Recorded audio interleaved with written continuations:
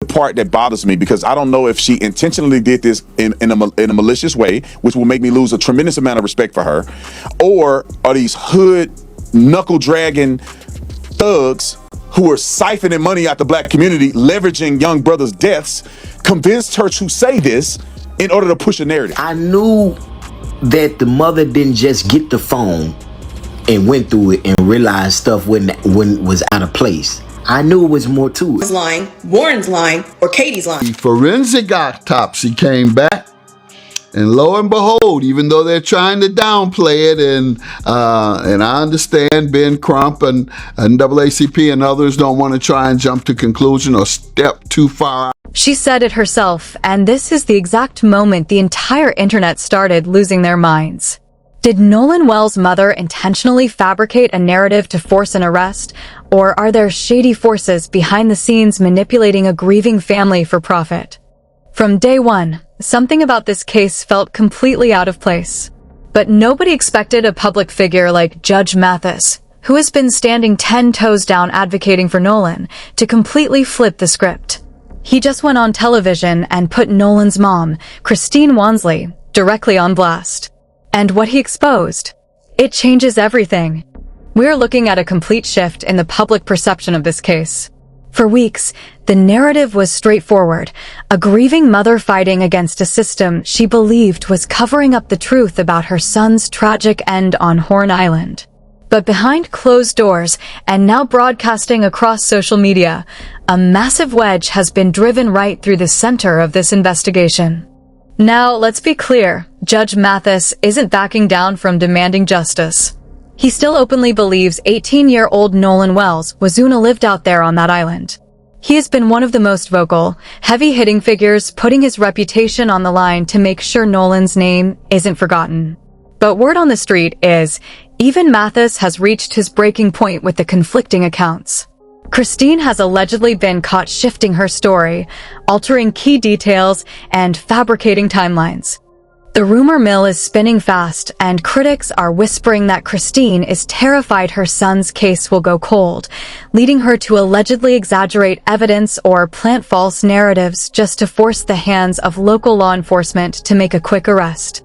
But when you start manufacturing a story, the threads eventually begin to unravel. Where exactly did the cracks in the story begin? It all traces back to her explosive appearance on national television during her Good Morning America interview. On that broadcast, Christine claimed that Nolan was a typical teenager who absolutely loved documenting everything on social media. He took videos constantly, meaning there should have been a massive digital paper trail from that fateful 4th of July. But when she finally retrieved his phone from his friends, she claims his Snapchat was completely wiped clean. No videos, no photos, and absolutely zero text messages from that afternoon. The immediate insinuation from the family was sinister. Someone on that boat broke into Nolan's phone to purge incriminating evidence before turning it over. It painted a picture of a calculated cover-up by his closest peers. But that's where the story hits a massive roadblock and the math stops matching. Warren Hudson, one of the friends who was actually on the boat with Nolan, broke his silence and explicitly denied it all. He made it clear, nobody knew Nolan's password, nobody touched the device, and the phone went straight from the boat into a secure truck.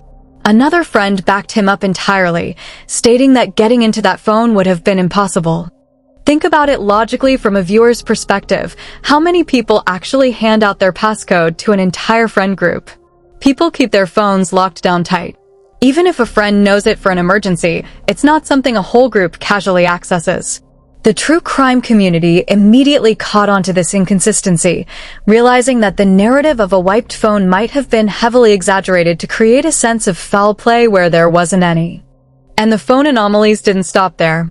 During that very same interview, Christine claimed that Nolan's Snapchat location and his Life 360 data were actively contradicting each other, showing a massive, impossible gap in distance. She described the two location sources as completely inconsistent, hinting that the phone was moving around while Nolan was supposedly stranded. But when true crime heavy hitter Nancy Grace stepped into the chat, she wasn't buying it for a second.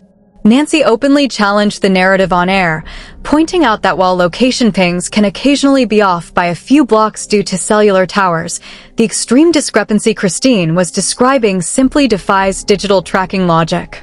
If the phone was on land, the data doesn't just magically glitch and place it miles out at sea without a trace. Suddenly, the he said, she said battle wasn't just between a mother and teenagers, it was playing out on major news networks under intense journalistic scrutiny. Then comes the biggest point of contention that has split public opinion down the middle. Why did Nolan stay on that island alone in the first place? Christine heavily implied that the friend's story was a total lie because she raised Nolan to never split from the group. According to her, Nolan would never willingly stay behind with a girl he just met by himself while his friends sailed away. But then, the counter-evidence dropped. Ashley Cole, a family law judge whose stepson Warren was on that boat, came forward with a wildly different account on Facebook. She revealed the boat was actively taking on water due to a malfunctioning bilge pump, creating a real emergency. Warren later clarified that Nolan explicitly chose to stay behind on the island with a girl named Katie, while the rest of the group hurried back to deal with the sinking vessel. But wait, the drama gets even messier. When asked at a high-profile press conference if the other families had reached out to cooperate, Christine initially claimed they hadn't heard a single word, implying the boys immediately lawyered up and went completely silent. But leaked text messages tell a completely different story. Receipts showed that Ashley Cole reached out to Christine as early as July 7th, offering an open line of communication and providing her direct phone number. The backlash was immediate, forcing Christine to walk back her statements on air the very next day. She had to awkwardly admit that multiple parents had actually reached out to offer condolences and talk, completely shattering the narrative that the other families were acting guilty and hiding behind legal teams. In reality, the boys had already completed the equivalent of polygraph tests with law enforcement without any attorneys present. Even former FBI agents analyzing the case are starting to push back against the foul play narrative. Authorities like Jennifer Coffin-Daffer went on record stating that when you look closely at the surveillance footage, witness statements, Coast Guard communications, and the known extreme riptide conditions out there that day, everything publicly available points toward a heartbreaking, tragic accident rather than a sinister conspiracy. But the timeline surrounding the discovery of Nolan's body has viewers deeply divided and questioning the family's public statements. In a massive press conference alongside Ben Crump and Al Sharpton, the family stated they took a private boat out to the exact shoreline of Horn Island on July 5th and searched the entire area, finding absolutely nothing. Yet, the very next morning on July 6th, Nolan's body washed ashore in that precise vicinity. Critics are asking, how could the father search that exact location thoroughly, only for the body to appear the next day? Unless the family is suggesting law enforcement or the friends planted a body on a heavily monitored island overnight, the timeline simply doesn't align. Which brings us right back to Judge Mathis and why he is suddenly side-eyeing the situation. Mathis points directly to the independent forensic autopsy conducted by a private medical examiner, which Christine ordered because she believed Mississippi law enforcement was tampering with evidence. According to Mathis, the private report highlights specific discoloration and potential bruising on the back of the neck and head, appearing as though manual pressure had been applied. Mathis says something definitely happened out there, but he is fiercely calling out the fabrication of stories used to force an arrest, warning that lying on television will completely ruin the chances of Nolan ever getting actual justice. As the official investigation remains gridlocked and sealed, public opinion is starting to completely fracture. The internet is turning, and community members are openly criticizing the parents for treating high-profile media interviews like a promotional Q&A session while a live, sensitive investigation is underway. Commenters are pointing out that during hours of broadcasted interviews, the emotional delivery feels disconnected, with one viral comment stating, "All these interviews and not one tear." But the real question is, where do you stand on this unfolding drama? Do you think the inconsistencies in Christine's story are just the desperate, chaotic actions of a grieving mother trying to force a slow system to move? Or is there something much more calculated and malicious happening behind the scenes to push a specific narrative? Drop your theories in the comments below. I want to know exactly what you think about these leaked text messages and the autopsy results.